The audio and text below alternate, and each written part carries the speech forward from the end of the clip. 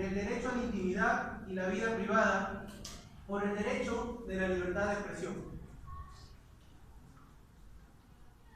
La formulación del problema. Determinar si los medios de comunicación en la búsqueda del servicio social violentan la esfera íntima de la persona. La hipótesis. Los medios de comunicación masivos sí vulneran el derecho a la intimidad en función del cumplimiento de su rol servidor de la sociedad, ya que excede facultades informativas, vulnerando de esta manera la esfera privada de las personas. La relevancia social. Se muestra un claro interés y preocupación por el ejercicio de cada derecho, tanto el derecho a la libertad de expresión como el derecho a la intimidad. ¿Y en qué punto se puede limitar un derecho para reconocer otro de igual o mayor importancia constitucional? La relevancia jurídica se genera por la importancia entre los dos derechos y cuál de estos dos derechos debe prevalecer primero, así como cuál de ellos debe tener mayor protección constitucional cuando entren en un conflicto, en una colisión. La discusión de resultados.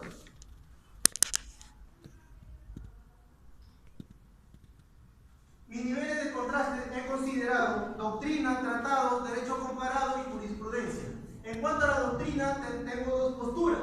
La postura de Ricardo Agustini en su libro Conflictos Trágicos y Ponderación Constitucional, en donde nos dice que al existir una colisión, un conflicto entre normas constitucionales, se debe sacrificar a una para que prevalezca la otra.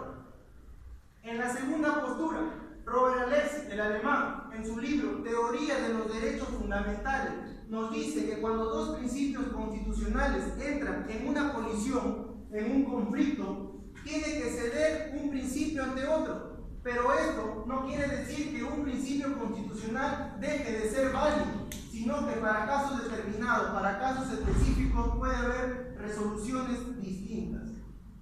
En cuanto a los tratados, el Pacto Internacional de Derechos Civiles y Políticos de 1966, que dice que la libertad de expresión tiene sus restricciones y que estas restricciones deben estar fijadas y establecidas plenamente en la ley. En la Convención Americana sobre Derechos Humanos del 69, en su artículo 13, nos dice que dicha libertad de expresión tiene de alguna manera que subsumirse a las restricciones que están dentro del territorio, dentro de la ley, y en caso de no serlo puede ser factible de una censura previa. En derecho comparado, he considerado tres constituciones fundamentales: la Constitución española, la Constitución de Chile y la Constitución colombiana. La Constitución española, en su artículo 20, en el inciso 4, se refiere a la libertad de expresión y donde nos dice que estas libertades tienen su límite en el respeto, especialmente en el derecho al honor, a la intimidad y a la propia imagen. El derecho a la intimidad y al honor está recogido más expresamente en el artículo 18.1 de dicha Constitución española. En la Constitución chilena, en su artículo 19, en el inciso 4, asegura el respeto y protección a la vida privada y pública y a la honra de la persona y de su familia. Y nos dice que en cuanto se someta a una infracción por parte de un medio de comunicación social que atribuya un hecho falso o un acto falso en desmedro o perjudique a la persona o a la familia, será constitutivo de un delito y además será sancionado conforme a ley. La Constitución colombiana, en su artículo 15, nos dice que todas las personas tienen derecho a su intimidad tanto personal como familiar y a su buen nombre, y que el Estado tiene que respetarlos y hacerlos que lo respeten por lo demás. En la jurisprudencia, una sentencia de la Corte Suprema de Justicia, la primera transitoria, en un caso de recurso de nulidad, el número 449, del 9 de julio del 2009, caso Magali Medina, nos da 3 criterios convergentes y vinculantes para resolver los conflictos en cuanto al conflicto que puede existir entre el derecho a la intimidad y el derecho a la libertad de expresión. El primero es el tipo de libertad ejercida, determinar el tipo de libertad ejercitada. 2. El interés público existente que debió tener el comunicador para emitir dicha información.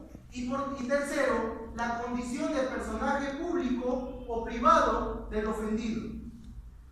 La siguiente jurisprudencia es la sentencia del Tribunal Constitucional Español número 231 de 1988, donde nos da una noción de lo que es intimidad y parte de una idea originaria del respeto a la vida personal y familiar que debe quedar excluida del conocimiento ajeno y de las intromisiones de los demás, salvo una autorización del mismo interesado.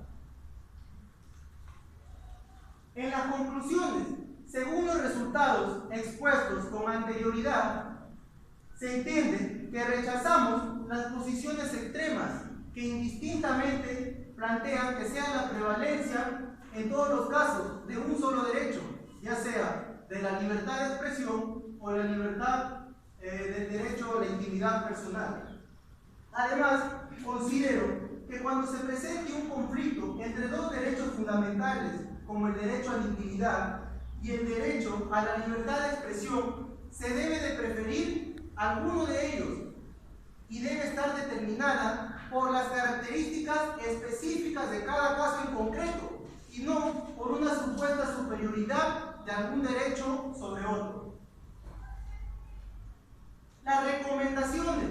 Recomendamos a los magistrados que para la solución del conflicto generado por la colisión entre ambos derechos se resuelva analizando y ponderando en cada caso en concreto la relevancia de los intereses enfrentados y los valores a preservar, para de esta manera determinar la protección de qué derecho debe preferirse y prevalecer en el tiempo.